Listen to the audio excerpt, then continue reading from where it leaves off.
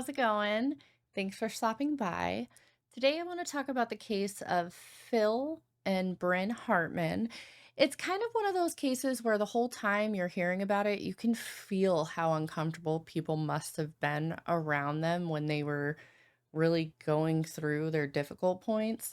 I mean, we all have been around a couple that's incredibly toxic and uncomfortable to be around. The passive aggressive actions that they have, the air is thick and it's not a fun time. That's what a lot of the people who are around Bryn and Phil kind of reported happened. It was toxic and it snowballed into a tragedy that ended up with both of them dead in 1998. Let's get into it. But to judge what is necessary to be told, it is necessary to see and hear all that is to be seen and heard. Phil Hartman was born in Canada to quite a large family already. He was the fourth in what ended up to be eight children in the end. And, it's hard to get that kind of attention. I mean, it would be hard to give that kind of attention as a two-parent household to eight children. I mean, way, way too much pressure. But Phil, he was able to take that and take those desires that he had and really light a fire under himself. His whole life, he just kept pushing and pushing to greater and greater things. And, looking over his accomplishments, it's amazing.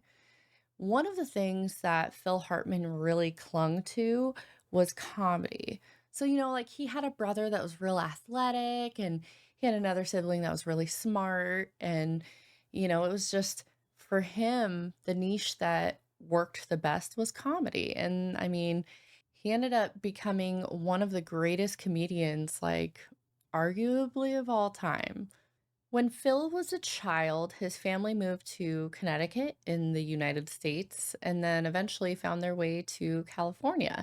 And it was really good that they ended up in California because that's really where Phil needed to be in order to be able to, push to make his little niche, his talent to become a career, become something that he could be proud of and share with the whole world. Now, to say Phil had a successful career is really an understatement here. Okay, so he originally was the longest running Saturday Night Live member. He had hit 8 years, and, he started in 1975. It was a big deal. I mean, he was one of the original pioneers on the show.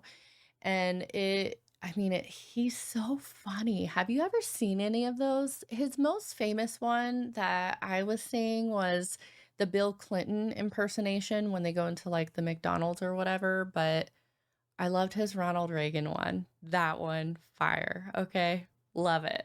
Now, it was more than just Saturday Night Live for Phil. I mean, he went on, he voiced commercials, he took lead roles in movies, and he was everywhere and people loved him.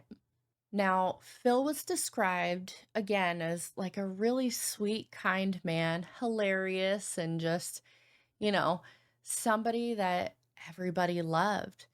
Um, there was a side of him though, okay? His wife's describe it, and other people describe it too, but I don't know that you can feel the same with a friend as you would with a spouse being like this, but he had these times where he just needed to retreat into himself. Like introvert. He seems like a real introvert here where, he expends as much of his social batteries as he can, and then he needs time and quiet to recharge that for himself. And I mean, he did this through a variety of different ways. Whenever he felt like there was too much tension, he may just go to sleep. He also had a lot of hobbies. So, he had his boats, he had a plane.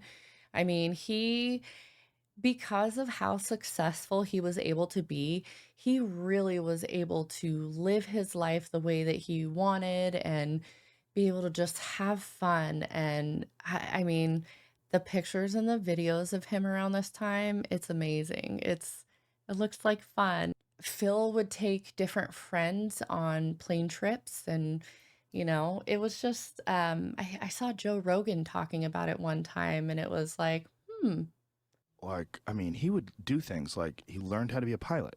Yeah. So he would be on the set, and during the downtime, he'd be reading aviation books. He'd be just Jeez. sitting there reading them, going through them. He was the most studious guy and the God. most disciplined with his notes. okay, that's cool. Just a really nice guy, and he had that fun side, but again, that quiet time that he needed to himself, it was part of who he was. Not all people can handle a personality type like that. It makes people uncomfortable sometimes, especially like when you have an intimate relationship like that and you don't understand that that person, it's nothing against you. They just need some time and space. So you just give them their time and space, and eventually they're ready and they're happy to hang out and, be around people, including you. Because of the way that Phil was and how hard it was for his romantic partners to understand that, he ended up having difficulties in his marriages. So his first marriage lasted from 1970 to 1972. There's not much out there about her, so I didn't look too hard on her. She's not really that relevant to the story. It's worth noting that that was one thing that she had a difficult time with him, that he had retreated into himself and she didn't feel the connection that she wanted and she needed for herself. Phil's second wife was Lisa Jarvis, and I mean they got along pretty well. They were married from 1982 to 1985, and, they enjoyed the romantic stuff and all of that, but she does come out later on in interviews, and she describes how difficult it was to deal with his second personality. She likened it to having two people in one body, and, I can see that. If he needs to have his space, he needs that recharge time. It is gonna be very different from the funny man that's, up there every Saturday night having a go at, making everybody laugh. Or, I mean, different from the guy that when he was rested and ready to be around her, how fun he would be. And I mean, she had a lot of good times with him, but what she found difficult was when he needed to do that disconnecting. It didn't work. It wasn't what she needed romantically. So because they couldn't meet eyes, they ended up divorcing. And, I think from what I've seen from Phil's friends and how they talk about, the different things that he would express to them, they would say that it seems like he had an issue with that for his image. He didn't like how it looked having all these divorces under his belt. And, I mean, part of that is just because he couldn't, you can't control when you need to have that alone time like that. You need it when you need it. And he hadn't found somebody that could deal with it. You have to find the right person for you, and he was still searching. After Phil's divorce, he continued to work on his career and trying to catapult even higher into stardom. And he also continued to work on his love life. So in 1986, he actually ended up meeting Bryn Omdahl. Now, Bryn had been originally born in Minnesota. Bryn had left Minnesota to go to California and try and make her dreams come true. Now, they ended up meeting in 1986 at that blind date, and they just clicked. They get along so well. And, part of what is speculated by their friends in the different interviews is that it was kind of like a mutually beneficial situation where she would be able to be married to Phil Hartman, who already was a big name. And for Phil, he would be able to have his nice trophy wife, and they could move on, and he could maybe give himself a bit of a better reputation. Now, I wonder how much of them actually getting married had to do with the fact that they had gotten pregnant. So when they married in the fall of 1987, Phil and Bryn already had gotten pregnant together. So they married in fall of 1987. Their firstborn was born in 1988. His name is Sean. And I mean, by all accounts, they were fabulous parents. I mean, the videos of them, it's so cute. And their little ones are adorable. Just absolutely a beautiful family. And, I mean, friends would talk about the struggles and talk about how difficult it would be sometimes to be around them. Just the uncomfortable nature of being around them. Bryn was very jealous, and she would also kind of demean him and put him down around his friends, and Phil would just kind of sit there and take it. It was uncomfortable for all. When Bryn and Phil met, Bryn had her own share of issues. Now, she had originally been born Vicky Omdale back in Minnesota, and when she had moved out to California, she was expecting greatness for herself because back in Minnesota, she had been the big fish in the small pond. Everybody knew her. She was gorgeous. They all told her she had that Hollywood look, and she went with it. She wanted to be an actress and be famous, and she wanted to make a name for herself in the industry. But the problem is that she had the Hollywood look, which like everybody else around there did. So when she got to Los Angeles, it was like, might sound mean, but like, you're nothing special. I mean, it's not me saying that. It's everybody else around that time. They all just, she didn't pop out with an extra bit of talent or, you know, people just, she just didn't have it. Whatever it is that the entertainment industry, figures is the thing of the time. But yeah, she didn't have that. So people weren't really looking to book her. So I mean, she was struggling already with just broken dreams. I mean, it must have been incredibly disheartening. She would go to the set sometimes with Phil at Saturday Night Live, and she would just like always try to get the attention on her. There's an intro scene where you can see her earring moving, and a lot of people like to talk about that because her earring is moving so fast. It's an intro screen with Phil Hartman there, and her earring is like moving so fast because she had just had to turn back. They didn't want her to look at the camera, and that's what she was trying to do. When they shot the opening for Saturday Night Live and they introduced Phil, you see Phil full face at a diner, and there's a blonde woman sitting across from him. That's Bryn, the back of her head. She tried to turn her head and get her face on camera, and the director said, no, just look at Phil. So that's why her earring is dancing back and forth. Phil Hartman. So, she definitely, it seems like she had quite a bit of jealousy and resentment to him for his career. And, not all of his friends really cared for her. Cassandra Peterson was actually one of Phil's friends. You know her. She's the actress that plays Elvira. Yeah, she did not like Bryn for Phil. She actually warned him and told him that he probably shouldn't, but, he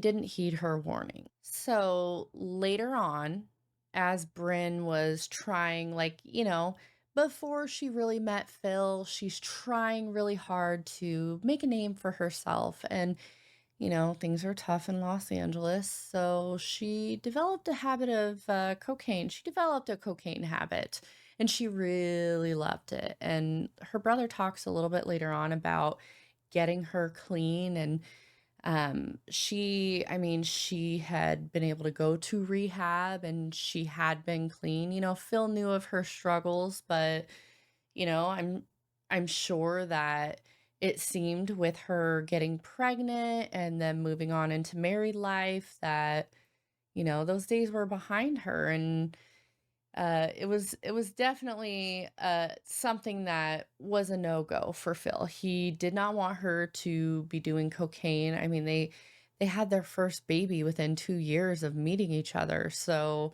you shouldn't be doing that while you're pregnant, and then you don't want somebody like that watching your kids. You don't want them to be so high on coke. I mean, you shouldn't. That's odd. If you are okay with somebody being, like, super high on coke and watching your kids, I've got some questions, okay? Bryn's jealousy also is like a really huge thing that people talk about a lot in this one.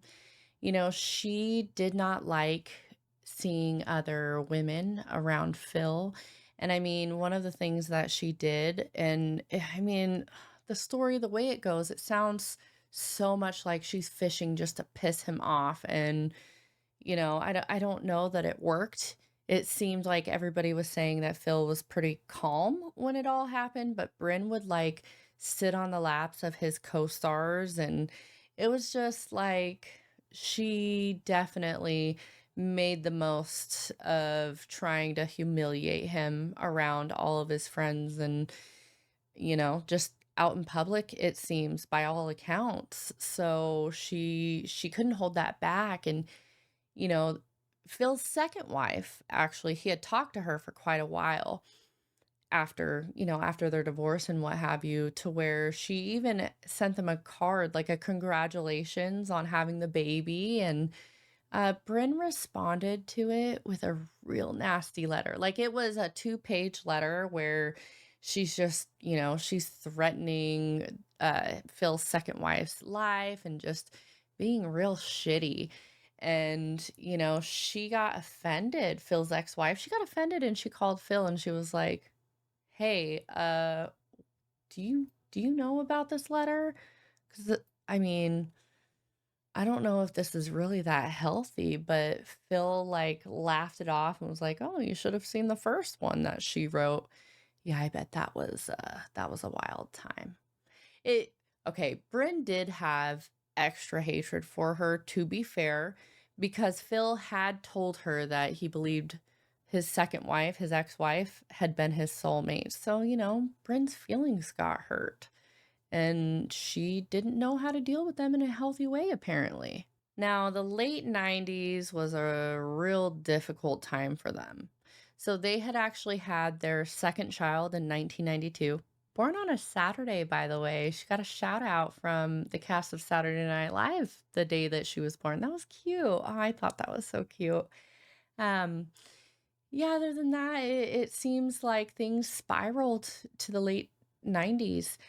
Chris Farley, who was one of the co-stars with Phil on Saturday Night Live, had ended up having an overdose, and it was contributed to Andy Dick, him helping the relapse occur, and Bryn's also.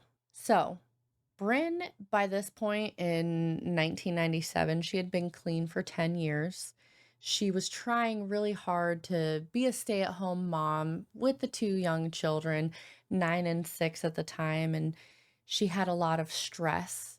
You guys know. You know what it's like having to sit at home all day and just, like, be around little kids. And I mean, if you don't, then let me just tell you, it's really stressful. It's a difficult time. It can be. I mean, it's very sweet. They can be so sweet at that age, but it's like it's a lot of work, and especially when you have 2 of them, it can be exhausting. And then just the emotional toll that being like a stay-at-home mom takes on you. I could only imagine it would be even worse if you had your own ambitions for a career. I know that there are a lot of women who are stay-at-home moms and they love it. There's men out there that are stay-at-home dads and they love it. But not everybody wants to do it. And for Bryn, she felt trapped. She felt like Phil was working all the time and his career was going. And I mean, probably also because of the way that age works for women in Hollywood, that probably was another thing that really got to her, because I think she was around 40 years old. And back in the day, that was a real difficult age to be if you were a woman in Hollywood. So, I mean, everything's just compounding, and she ended up actually going and getting on some antidepressive medicine. It, I like to hope that it helped at least for a little bit. The real catalyst, though, that a lot of people point out is Andy Dick again. There he goes again. So Phil had hosted a Christmas party, and Andy Dick, this was after Chris Farley passed away. Andy Dick also got Bryn back into cocaine. He made her, well, he didn't make her. Let's say everybody does need to take credit for their own actions. I will give it that. But he knew that she had a problem with it. He knew that she had been clean, and he still brought it to her, and he still gave it to her to do at a pretty vulnerable time in her life. And it's it sucks, okay? It sucks because so many people that have been in contact with him just met really awful ends, and it's unnecessary, self-destructive shit. So Bryn had been going through it. She ended up actually going to rehab to get cleaned up, and she was out by May of 1998.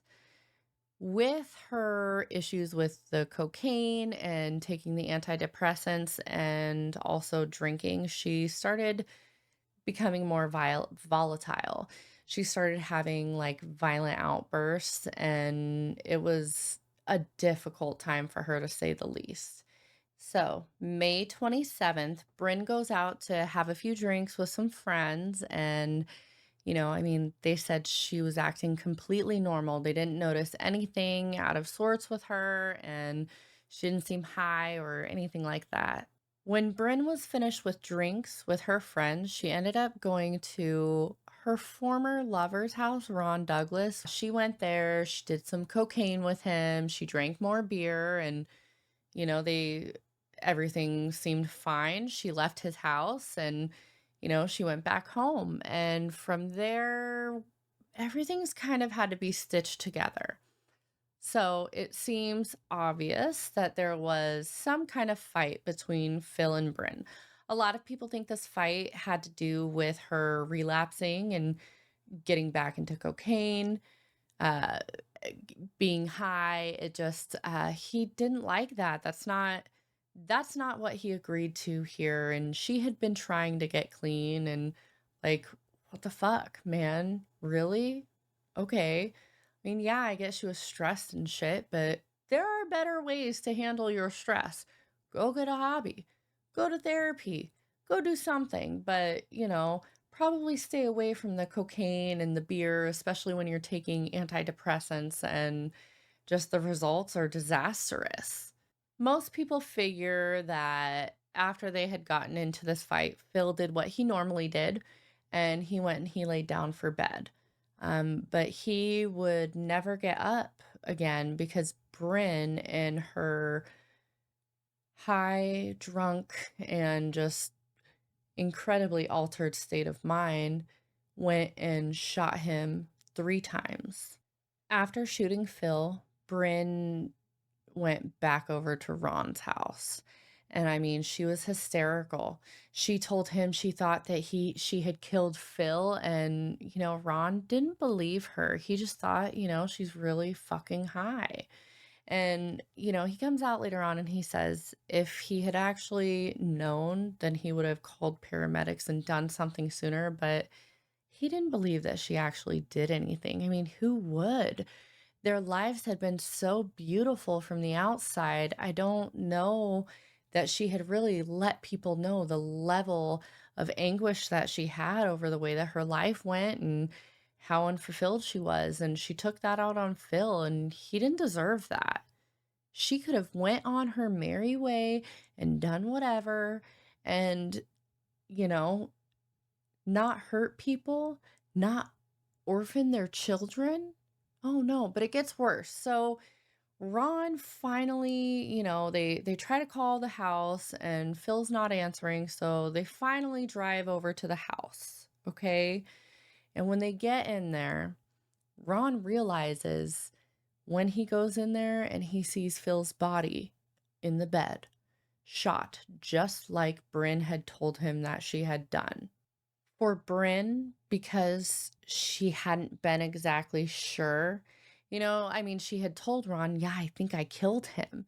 But she just wasn't sure, So what they ended up doing was Ron, in his shock, he leaves the room, okay? And he had already taken the gun that Bryn had used. When it had fallen out of her purse at his house, that was kind of the point where he thought it should be taken a little bit more heed of. So, you know, that gun was already taken from her. So there was no need to worry about her, he thought. So when he left the room, he didn't think anything of it. When he had left the room though, Bryn locked herself in and she grabbed a different gun that she had had, and she ended up laying down next to Phil and putting the gun in her mouth and pulling the trigger. So, in just that one night, both of them murder suicide and their children become orphans. So, I mean, it was not something that anybody saw coming. Phil had been 49 at the time, and his death was a real it left its mark. There was a show that he was a part of called News Radio, and he actually, after he passed away, they tried replacing him, and the show didn't work anymore. Andy Dick was actually on that show with Phil, and once word got out that he's actually the one who got Bryn started back on cocaine, it nobody really wanted to be around him. I think that's really around the time that he just got excluded from that part of the comedy sphere. And I mean, honestly, for good reason. You can't just I don't know. I mean, I know, like I said, people are responsible for their own actions, but when you know somebody is suffering with an addiction and they're actively trying to stay away from whatever it is, the right thing to do is to not push it with them. So, I guess really in the end of this one, it was a really fucked up story, and I feel for them. I feel for the whole family. Most of all, I feel for the kids, and there's tidbits of them out there. It seems like they've been able to go on and live a happy life. They actually ended up going and living with Bryn's sister. That was who they had as the godparent for their children. And they got their names changed and kind of tried to live in more anonymity. And good for them, because, I mean, to have the whole world know so intimately about a tragedy that befell you as a child, that's got to be difficult. All right, so that's about it for the story of Phil and Bryn Hartman. Phil is still renowned today for all of his comedy genius and how much he helped influence today's group of comedians. I hear a lot of people talk real fondly about him. So he was a great, and he's still missed to this day. Well, thank you for stopping by and hanging out on this one. I hope you have a great day. See you next time.